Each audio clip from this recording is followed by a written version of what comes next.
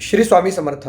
ज्या मुलामुलींचा विवाह योग येत नाही त्यांचा विवाह योग येण्यासाठी, तसेच ज्या विवाहित दाम्पत्यांमध्ये खूप जास्त वादविवाद होतात त्यांना उत्तम संसार सौख्य प्राप्तीसाठी दत्त जयंतीपासून साधारण आपल्याला 90 दिवसांची विशेष सेवा सांगणार आहे.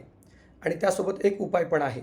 जर भक्तीने आपण ही सेवा आणि उपाय केला तर नक्कीच दत्त महाराजांची आपल्यावर भरपूर कृपा होईल.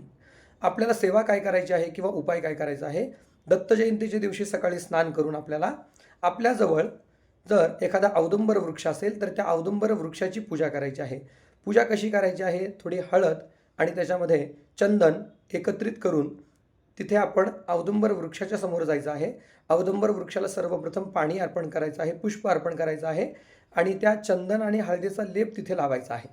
त्यानंतर त्या औदुंबर वृक्षाच्या समोर बसून आपल्याला दिगंबरा दिगंबरा श्रीपाद वल्लभ दिगंबरा 108 वेळेला हा जप करायचा आहे आणि नंतर तो लावलेला लेप काढून घ्यायचा आहे आणि घरी घेऊन यायचा आहे.